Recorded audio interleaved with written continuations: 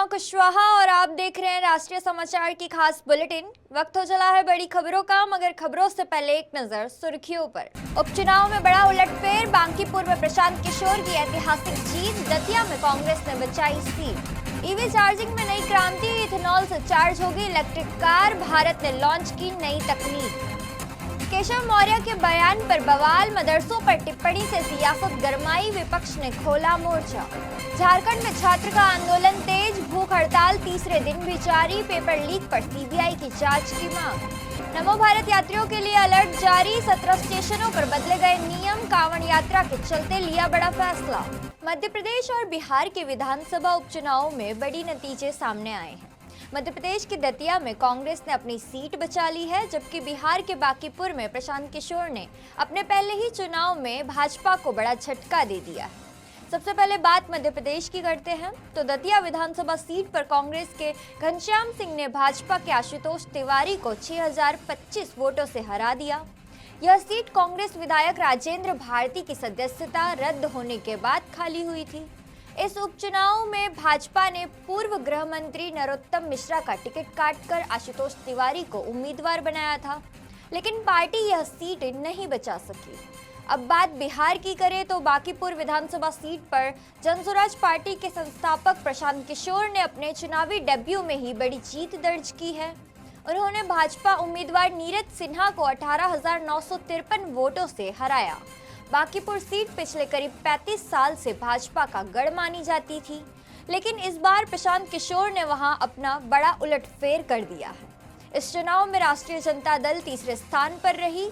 दोनों राज्यों के नतीजे ने साफ कर दिया कि उपचुनावों में मतदाताओं ने अलग अलग संदेश दिया है। आने वाले चुनावों से पहले इन परिणामों को राजनीतिक दलों के लिए काफी अहम माना जा रहा है। आइए सुनते हैं जनसुराज पार्टी के संस्थापक प्रशांत किशोर ने क्या कहा। हमारी पहला काम क्या होगा सर जीत के बाद? भाई पहला काम बस यही है कि बांकीपुर की जनता ने जो आशीर्वाद दिया है, अपनी ओर से जो हो सकेगा बांकीपुर में सुधार का प्रयास करेंगे। अगले 2-3 महीने में आपको वो चीज़ दिखेंगी भी। मैं कोई बहुत बड़ी बात बोलना नहीं चाहता हूँ। मेरे विधायक बनने से बांकीपुर बेंगलोर नहीं बनेगा, लेकिन यहाँ पर आपको कुछ सुधार होता अगले 2-3 महीने में दिखेगा। बड़ी बात यह है कि ये चुनाव बांकीपुर के नाली गली पर नहीं लड़ा गया है। ये चुनाव लड़ा गया है कि बिहार का नेतृत्व किसके हाथ में होना चाहिए, और बांकीपुर की जनता ने ये संदेश दिया है भाजपा के नेतृत्व को कि भाई आप अच्छे आदमी को बिहार का मुख्यमंत्री बनाइए। सम्राट चौधरी की जगह किसी कुशवाहा को बनाना है बनाइए, कोई दिक्कत नहीं है, कुशवाहा को ही बनाइए, लेकिन कुशवाहा समाज के ही किसी अच्छे आदमी को बनाइए। हर हालत में बिहार की तरक्की होनी चाहिए, बिहार का विकास होना चाहिए। व्यक्ति कोई जीते, दल कोई जीते, लोकतंत्र है, हार जीत होती रहती है। अगर आप नमो भारत ट्रेन से सफर करने वाले हैं तो ये खबर आपके लिए बेहद जरूरी है। कांवड़ यात्रा को देखते हुए आज यानी 4 अगस्त से 12 अगस्त तक नमो भारत के 17 स्टेशनों पर कई प्रवेश और निकास द्वार बंद रहेंगे। इसके साथ ही इन स्टेशनों पर पार्किंग की सुविधा भी सीमित रहेगी। राष्ट्रीय राजधानी क्षेत्र परिवहन निगम के मुताबिक यह फैसला प्रशासन के निर्देश पर सुरक्षा और ट्रैफिक व्यवस्था को ध्यान में रखते हुए लिया गया है। जिन स्टेशनों पर असर पड़ेगा उनमें मोतीपुरम, मेरठ नॉर्थ, बेगमपुल, मेरठ सेंट्रल, ब्रह्मापुरी, शताब्दी नगर, साउथ मोदी नगर, मुरादा नगर, दुहाई और गाजियाबाद समेत कुल 17 स्टेशन शामिल हैं। हालांकि राहत की बात यह है कि नमो भारत ट्रेन सेवाएं पहले की तरह सामान्य रूप से चलती रहेंगी। 14 अगस्त तक ट्रेनें रोज सुबह 6 बजे से रात 10 बजे तक हर 8 मिनट के अंतराल पर उपलब्ध रहेगी। वहीं कांवड़ यात्रा के दौरान नमो भारत में यात्रियों की संख्या का नया रिकॉर्ड भी बना सकती है। अनुमान है कि एक दिन में 1.5 लाख से ज्यादा यात्री सफर कर सकते हैं, और जो अब तक का सबसे बड़ा आंकड़ा माना जा रहा है। उत्तर प्रदेश के उप मुख्यमंत्री केशव प्रसाद मौर्य के एक बयान ने प्रदेश की राजनीति में बड़ा विवाद खड़ा कर दिया है। पत्रकारों से बातचीत के दौरान उन्होंने कहा कि मदरसा चाहे बांग्लादेश का हो या पाकिस्तान का या भारत का, मदरसा अघोषित रूप से आतंकवाद पैदा करता है। उनके इस बयान के बाद राजनीतिक माहौल गर्मा चुका है। केशव प्रसाद मौर्य का यह बयान ऐसे समय में आया है जब उत्तर प्रदेश सरकार मदरसा शिक्षा व्यवस्था में बड़े बदलाव की तैयारी कर रही है। सूत्रों के मुताबिक सरकार मदरसों में डिग्री कोर्स समाप्त कर केवल 12वीं तक की पढ़ाई की व्यवस्था लागू करने पर विचार कर रही है। इस प्रस्ताव पर कैबिनेट बैठक में फैसला लिया जा सकता है। उधर विपक्ष ने इस बयान को लेकर सरकार पर निशाना साधना शुरू कर दिया है। विपक्ष का कहना है कि इस तरह के बयान समाज में विभाजन पैदा करते हैं, जबकि सरकार का पक्ष है कि शिक्षा व्यवस्था में सुधार और पारदर्शिता के लिए जरूरी कदम उठाए जा रहे हैं। मदरसा बांग्लादेश का हो, चाहे पाकिस्तान का हो, चाहे भारत का हो, मदरसा तो वास्तव में अगर देखा जाए तो अघोषित तौर से आतंकवादियों को पैदा करने की फैक्ट्री। मदरसा बांग्लादेश का हो, चाहे पाकिस्तान का हो, चाहे भारत का हो, मदरसा तो वास्तव में अगर देखा जाए तो अघोषित तौर से आतंकवादियों को पैदा करने की फैक्ट्री।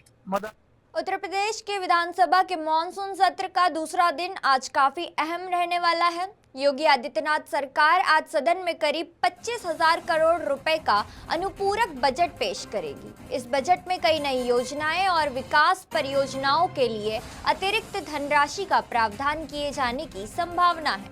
हालांकि बजट पेश होने से पहले सदन में हंगामे के भी आसार हैं। विपक्ष कई मुद्दों को लेकर सरकार को घेरने की तैयारी में है, जिससे विधानसभा में तीखी बहस देखने को मिल सकती है। उधर देश के कई राज्यों में मानसून का असर लगातार बना हुआ है। उत्तर प्रदेश, बिहार और पश्चिम बंगाल समेत कई इलाकों में भारी बारिश हो रही है। मौसम विभाग ने अगले 24 घंटे के लिए कई राज्यों में तेज बारिश का अलर्ट जारी किया है। दिल्ली एनसीआर में भी मौसम ने करवट ले ली है और बारिश की संभावना जताई जा रही है। वहीं उत्तराखंड में बद्रीनाथ हाईवे पर भूस्खलन के कारण यातायात प्रभावित हुआ, जिससे यात्रियों को परेशानी का सामना करना पड़ रहा है। प्रशासन लगातार हालात पर नजर बनाए हुए है। झारखंड में जेपीएससी और जेएसएससी भर्ती परीक्षाओं में कथित धांधली को लेकर छात्रों का आंदोलन अब निर्णायक मोड़ पर पहुंच चुका है। छात्र नेता देवेंद्र नाथ महतो की आमरण भूख हड़ताल आज तीसरे दिन भी जारी रही। रांची के जयपाल सिन्हा मुंडा स्टेडियम में चल रहे इस आंदोलन को अब कई संगठनों का समर्थन भी मिलने लगा है। प्रदर्शनकारी छात्रों की मांग है कि जेपीएससी और जेएसएससी भर्ती परीक्षाओं की जांच सीबीआई और ईडी से कराई जाए। साथ ही 14वीं जेपीएससी प्रारंभिक परीक्षा रद्द कर पारदर्शी तरीके से दोबारा आयोजित किया जाए। देवेंद्र महतो का कहना है कि यह लड़ाई किसी एक व्यक्ति की नहीं, बल्कि झारखंड के लाखों युवाओं के भविष्य की है। उधर मामले की जांच भी तेज हो गई है। सीआईडी के कथित भर्ती घोटाले से जुड़े 18 ठिकानों पर छापेमारी की है। वहीं जेपीएससी के पूर्व अध्यक्ष एल खिग्याते से सोमवार को करीब 7 घंटे तक पूछताछ की गई। यह उनसे की गई चौथी लंबी पूछताछ है और इस पूरे मामले ने अब राजनीतिक रूप भी ले लिया है। विपक्ष लगातार सरकार पर सवाल उठा रही है, जबकि छात्र संगठनों ने आंदोलन तेज करने का ऐलान किया है और आने वाले दिनों में यह मुद्दा और भी गर्मा सकता है। देश में इलेक्ट्रिक वाहनों के लिए अब एक बड़ी तकनीकी शुरुआत हुई है। अब इलेक्ट्रिक कारों को सिर्फ पारंपरिक बिजली से नहीं, बल्कि इथेनॉल से तैयार बिजली से भी चार्ज किया जा सकेगा। तेलंगाना देश का पहला ethanol based EV charging system launch किया है। इस तकनीक में पहले इथेनॉल की मदद से बिजली बनाई जाती है और फिर उसी बिजली से इलेक्ट्रिक वाहनों को चार्ज किया जाता है। इससे चार्जिंग स्टेशनों को हर समय पावर ग्रिड पर निर्भर नहीं रहना पड़ेगा। ऐसे में हाईवे और दूर दराज के इलाकों में भी आसानी से ईवी चार्जिंग की सुविधा उपलब्ध कराई जा सकेगी। केंद्रीय मंत्री जी किशन रेड्डी ने कहा कि यह तकनीक ग्रीन एनर्जी को इलेक्ट्रिक मोबिलिटी को बढ़ावा देगी। 150 किलोवाट क्षमता वाला यह चार्जिंग सिस्टम सिर्फ 72 घंटे में शुरू किया जा सकता है। दावा किया जा रहा है कि इससे चार्जिंग स्टेशन लगाने का समय और लागत करीब 50% तक कम होगी, जबकि डीजल जनरेटर की तुलना में कार्बन उत्सर्जन में भी लगभग 80% तक की कमी आएगी। यह तकनीक बड़े स्तर पर सफल होती है तो भारत में ईवी चार्जिंग नेटवर्क को तेजी से विस्तार में देने में यह अहम भूमिका निभा सकती है। तेलंगाना में जो जेट चल रहा किलोमीटर्स का जो ईवी व्हीकल्स तैयार करते हैं, उस व्हीकल का लॉन्चिंग आज हुआ है। उसके साथ साथ इथेनॉल के द्वारा जो ईवी व्हीकल चार्जिंग फैसिलिटीज का भी नया इक्विपमेंट आज लाए गए हैं। पावर से संबंधित ना रहते हुए इथेनॉल के द्वारा, नए टेक्नोलॉजी के द्वारा आज ईवी व्हीकल्स का चार्जिंग करने का व्यवस्था आज किटोमीटर्स ने किया है और दुनिया में one of the important product है ये। आने वाला दिन में किसानों के हित को देखते हुए, पावर को ना यूज ना करते हुए और बहुत ग्रीन एनर्जी सेक्टर को प्रोत्साहन करते हुए ये इथेनॉल मोबाइल चार्जिंग फैसिलिटी तैयार करना, जिस जगह आप चाहिए उस जगह ले जाकर चार्जिंग व्यवस्था टेम्पररी एस्टैब्लिशमेंट करके मोबाइल वैन पे ले जाकर चार्जिंग करने का फैसिलिटी आए हैं। मुंबई के प्रसिद्ध सिद्धिविनायक मंदिर में चढ़ावे की कथित गड़बड़ी का मामला अब सियासी रंग ले चुका है।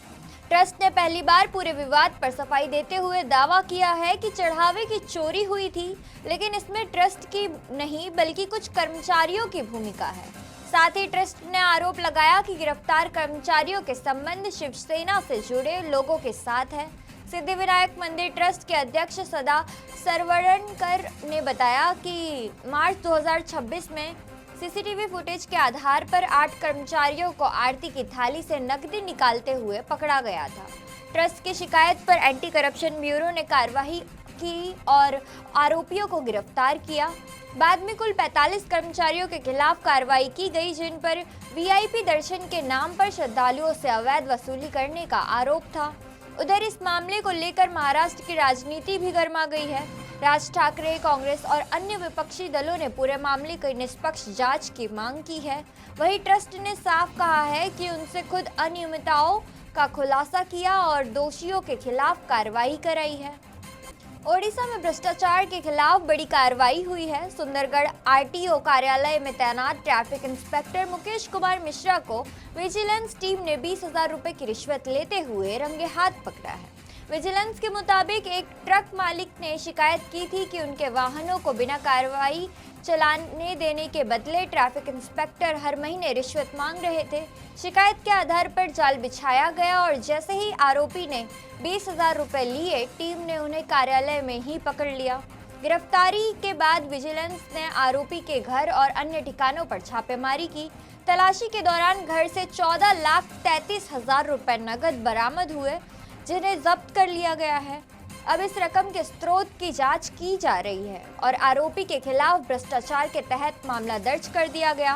विजिलेंस का कहना है कि जांच जारी है और यदि आय से अधिक संपत्ति या अन्य वित्तीय अनियमितताओं के सबूत मिले तो आगे की कार्यवाही की जाएगी। अगर आपका भी व्हाट्सएप अकाउंट अचानक बंद हो गया है तो ये खबर आपके लिए है। देश भर के कई यूजर्स ने शिकायत की है कि बिना किसी चेतावनी के उनके व्हाट्सएप अकाउंट को अस्थायी रूप से ब्लॉक कर दिया गया है। कई यूजर्स ने सोशल मीडिया पर स्क्रीनशॉट शेयर किए हैं जिसमें लिखा है कि उनका अकाउंट फिलहाल रिव्यू में है और 24 घंटे के लिए एक्सेस रोक दिया गया है। इस मामले पर मेटा ने सफाई देते हुए कहा है कि यह नियमित सुरक्षा प्रक्रिया का हिस्सा है। कंपनी उन अकाउंट्स पर कार्रवाई करती है जिनके खिलाफ नियमों के उल्लंघन या गलत इस्तेमाल की शिकायत मिलती है। इसका उद्देश्य प्लेटफॉर्म को सुरक्षित बनाए रखना है।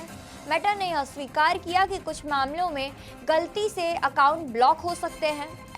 ऐसे मामलों में समीक्षा के बाद योग्य यूजर्स का अकाउंट जल्द से जल्द बहाल कर दिया जाएगा और कंपनी ने यूजर्स से केवल आधिकारिक व्हाट्सएप का इस्तेमाल करने और प्लेटफॉर्म के नियमों का पालन करने की अपील की। अमेरिकी राष्ट्रपति डोनाल्ड ट्रंप की नई टैरिफ नीति कानूनी विवाद में फंस चुकी है। भारत समेत 60 देशों पर लगाए गए नए आयात शुल्क के खिलाफ अमेरिका ने 25 राज्यों में अदालत में मुकदमा दायर किया है। न्यूयॉर्क स्थित US court of international trade में दायर याचिका में कहा गया कि ट्रंप प्रशासन अदालत के पहले खारिज हो चुकी टैरिफ नीति के लिए नए कानून आधार पर फिर से लागू करने की कोशिश कर रहा है। ट्रंप प्रशासन का दावा है कि यह टैरिफ जबरन श्रम से बने उत्पादों पर रोक लगाने के लिए लगाया गया है। वहीं याचिकाकर्ता राज्यों का कहना है कि ट्रेड एक्ट 1974 की धारा 301 का इस्तेमाल इस तरह के सभी देशों पर व्यापक टैरिफ लगाने के लिए नहीं किया जा सकता। उनका आरोप है कि जबरन श्रम का मुद्दा केवल पुराने टैरिफ को दोबारा लागू करने का बहाना बनाया गया है। अब इस मामले पर अदालत का फैसला अमेरिका के व्यापार नीति और भारत समेत कई देशों के साथ उनके कारोबारी रिश्तों पर असर डाल रहा है। तो ये थी अब तक की खास खबरें, और खबरों के लिए बने रहिए राष्ट्रीय समाचार के साथ। तब तक के लिए नमस्कार।